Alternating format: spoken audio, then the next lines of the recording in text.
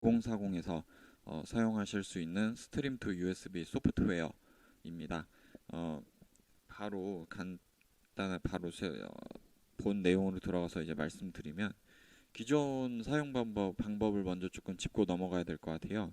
그래서 기존에는 UC 9020이랑 9040을 네트워크에 직접 연결해서 사용을 했습니다. 왜냐면 이제 UC 9020이랑 9040이 스트림 서버와 직접 통신할 수 있었기 때문인데요.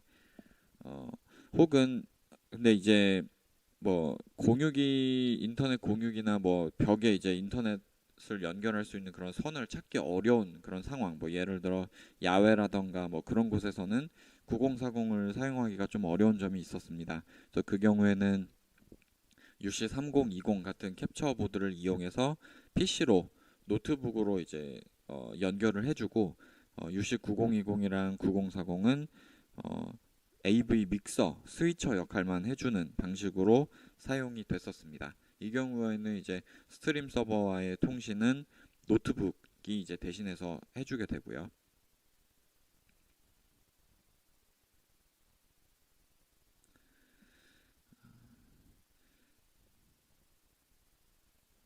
네.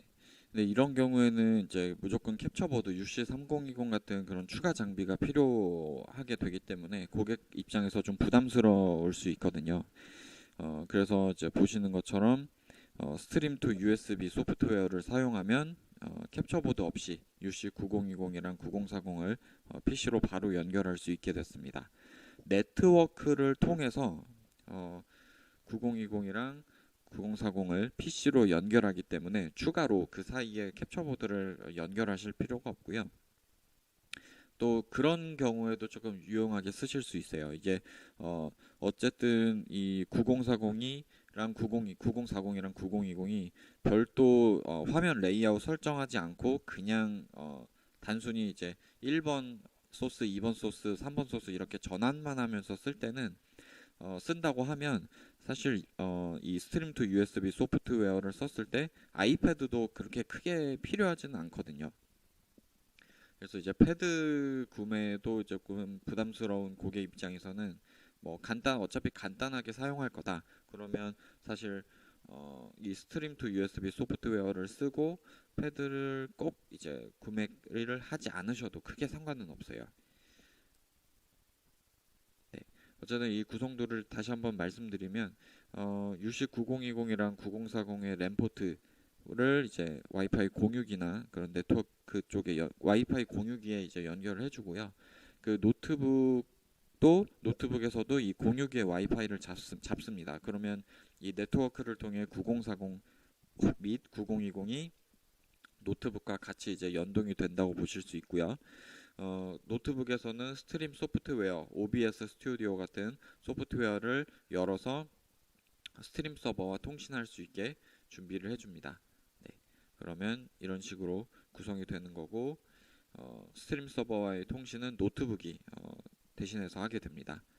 그리고 사실 이제 UC9020이나 9040에서 뭐 IP나 스트림 키에 대한 설정을 해줄 필요가 없기 때문에 이를 위한 모바일 기기, 뭐 아이패드 등이 불필요하고요. 네. 먼저 제가 제품 시연을 하기 전에 간단히 설정 방법 다시 한번 조금 간단하게 안내 드리자면, 소프트웨어를 이제 PC에 먼저 설치를 합니다. 그 과정에서 뭐 VB 오디오를 설치하겠냐라는 메시지가 뜨는데 뭐 당연히 설치한다고 해주시면 되고요. 그 후에 오픈 사운드 패널이라는 메시지가 뜨는데 이 부분도 눌러서 어, 케이블 인풋 VB 오디오 버추얼 케이블이라고 이제 되어 있는 그 사운드 장치를 선택한 다음에 확인을 눌러 주시면 됩니다. 그러면 이제 소프트웨어가 설치가 완료되면서 PC를 한 번 더 재부팅하게 되고요. 그다음에 소프트웨어를 아이콘이 바탕화면에 추가가 되고 이를 실행하면 새 스트림이라는 버튼을 이제 눌러서 UC9040 장비를 찾게 되고요. 자동으로 이 UC9040이나 9020 장비가 감지가 돼서 추가를 누르게 되면 비밀번호를 입력해 줘야 됩니다. 이 비밀번호는 뭐 기존 비밀번호가 패스워드니까 패스워드로 넣어 주시면 되는데, 만약에 아이패드로 UC 9020이나 9040을 연동을 해서 조금 처음 제어를 어느 정도 해보신 분이면 기억 아시겠지만 기존에 이제 장비랑 아이패드가 연동되면서 비밀번호를 설정하게 되거든요. 그때 패스워드 기존 비밀번호인 패스워드를 다른 걸로 바꾸신 적이 있으면 그 바뀐 비밀번호를 입력하셔야 돼요. 근데 만약에 비밀번호를 어쨌든 내가 설정은 했는데 까먹었다. 그리고 이 스트림 투 USB 소프트웨어에서 패스워드를 넣는데 안 된다. 뭐 이런 분들은 비밀번호 분실하신 거니까 따로 연락 주시면 초기화하는 방법은 다시 안내해 드리도록 하겠습니다. 네, 그리고 마지막 그림에 나와 있는 것처럼 장비가 추가가 되면 맨 좌측에 그 재생 버튼 있죠. 저 재생 버튼을 누르면 이제 9040에서 이 영상이 스트림돼서 노트북으로 넘어오게 됩니다. 그래서 OBS 같은 스트림 소프트웨어를 열고 비디오 캡처 장치를 소스 목록에 추가를 해주면 이제 A10 스트림 투 USB 비디오 디바이스라는 비디오 캡처 장치가 자동으로 인식이 되고요. 이를 통해서 9040의 UC 9020이나 9040의 영상이 넘어오게 됩니다. 네, 그럼 바로 제가 실제로 이 소프트웨어를 설치까지는 해놨습니다. 시간 관계상. 그래서 장비를 추가하는 거를 좀 바로 실제로 보여드리도록 하겠습니다. 네, 보시는 것처럼 이 A10 스트림 투 USB 캡처 요 소프트웨어를 제가 설치를 미리 해놨고요. 네, 장치를 소프트웨어를 실행을 하면 이렇게 뜨죠. 그러면 아까 말씀드린 것처럼 새 스트림을 눌러서 장치를 자동으로 감지를 합니다. 어쨌든 같은 네트워크에 연결된 UC 9020이나 9040 장비를 자동으로 이렇게 감지를 해주기 때문에 간단하게 추가를 하실 수가 있어요. 네, 비밀번호 아까 말씀드린 것처럼 네. 네, 추가됐습니다. 네, 방금 일시정지를 하고 조금 다시 보니까 이 아이패드 비밀번호가 패스워드가 아니라 다른 걸로 바뀌어져 있었네요. 네, 뭐 다른 뭐 네트워크나 뭐 여러 기능상의 문제는 아니었고 아까 제가 이제 패드 비밀번호 바꾼 분들은 바뀐 걸로 입력해야 된다 그랬는데 제가 바뀐 줄 모르고 잘못 입력했던 거였습니다. 네, 그래서 이렇게 장치 추가가 되면은 제 재생 버튼 눌러서 네, 스트림 재생이 다 되면 이렇게 지금 중지 아이콘이 바뀌죠. 그러면 OBS 스튜디오를 열어서 9040 이 가상의 이 USB 캡처 장치로 넘어오는 그 UC 9040의 영상을 보도록 하겠습니다. 네, 보시면 여기 A10 스트림 투 USB 비디오 디바이스라고 나오고요. 바로 9040에 연결된 이 화면이 지금 나오고 있습니다. 네, 이렇게 하면은 9040이랑 PC 사이에는 다 끝난 거고 유튜브나 이제 이 스트림키 쪽 설정은 OBS의 요 설정 우측 하단에 설정 누르셔서 방송 탭에 들어가셔서 뭐 서비스를 유튜브나 이렇게 선택하시고 스트림 키를 여기다가 입력을 해주시면 돼요. 그리고 확인 및 적용을 눌러주시면 되겠습니다.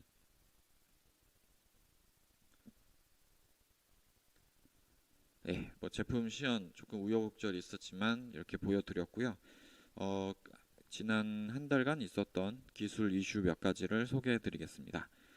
먼저 VK 컨트롤러 장비를 윈도우에서 그 제어 앱을 실행해서 이제 사용을 하려고 할 때 유효하지 않은 네트워크라는 오류 메시지가 뜨면서 제어가 불가능한 이슈가 있었습니다.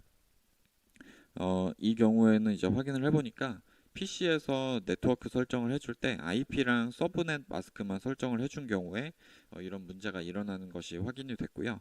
그래서 게이트웨이 설정까지 해준 다음에 네, 정상적으로 제어되는 것을 확인을 했습니다. 네, 그리고 네, CVSR에서 그 인쿼리 파일을 다운로드하고 실행했는데 아무 반응이 없고 재생이 안 될 때 이 부분은 인쿼리 그 파일을 실행할 때 자바 웹런처가 기본 플레이어로 지정이 되도록 설정을 해줘야 됩니다. 이게 자바 웹 런처 말고 다른 유형 형식의 플레이어가 이제 선택이 돼 있으면 이런 영상을 보실 수가 없어요. 그래서 설정 방법은 아래 나와 있는 것처럼 윈도우 기본 앱 들어가셔서 앱별 기본 값 설정, 거기서 다시 JNLP 형식 선택하신 다음에 자바 웹 런처로 선택을 해주시면 되겠습니다. 그 다음은 K6900AIT에 대한 문제였는데요. 네트워크 스위치에 K6900AIT 그리고 수신기 K6900R을 연결했는데 화면이 나오지 않는 문제가 있었습니다. 이 경우에는 고객의 착오가 있었던 건인데, 보시면 저렇게 LAN이라고 써져 있는 포트를 네트워크 스위치에 연결을 해야 같은 K끼리 이제 통신이 되고요. 인터넷 포트로 이제 이 고객이 잘못 연결한 경우였는데, 인터넷 포트는 웹 브라우저로 이 K6900AIT에 접속하거나 CCVSR 서버에 연동시키기 위해서 사용되는 포트입니다. 그래서 이 두 가지를 서로 다른 용도라고 이제 인식을 하시면 될 것 같습니다. 마지막으로 기술 용어입니다. 첫 번째 기술 용어 소개해 드릴 것은 무손실 압축입니다. 원본 데이터를 완벽하게 재구성하는 데이터 압축 방식으로 비디오 압축 해제 시 약 1, 2프레임 지연 후 화면이 출력되는 특성이 있고요. 이 웨이블렛 압축 방식을 사용하는 제품으로는 저희 KVM 오버 IP 연장기 K2 시리즈가 있겠습니다. 이 웨이블렛 압축 방식은 JPEG 방식이랑 비교했을 때 영상 품질이 우수하고 텍스트나 고화질 영상을 필요로 하는 환경에 더 적합합니다. 또 하나 더 좋은 점은 JPEG 방식의 압축에서 발생하는 그 에일리어싱이라고 하는데, 그런 검은 점이나 화면이 중첩되는 현상이 나타나는 그런 증상이 발생하지 않는다는 장점도 있습니다. 네, 그리고 두 번째 오토 MDX인데, 이거는 이더넷 케이블 형태를 자동으로 감지하는 기능입니다. 이게 겉으로만 봐서는 사실 RJ45 그 커넥터 cat5 케이블 커넥터 안에 이제 이게 크로스오버 방식으로 배선이 됐는지 아니면 다이렉트 방식인지 육안으로 이제 자세히 봐야 확인이 되잖아요. 이 부분을 자동으로 감지하는 또 기능이 있습니다. 이것도 A10 KVM 오버 IP 연장기에서 지원하는데요. 어떤 유형의 케이블을 연결해도 자동으로 감지해서 사용이 가능합니다. 그러니까 다이렉트 케이블을 연결하는 것이 사실 가장 좋긴 하지만, 크로스 케이블로 연결을 해도 만약에 네트워크 스위치에서 이 오토 MDX 기능을 지원하면 정상적으로 이제 연결이 되고 감지가 된다는 장점이 있는 거죠. 네,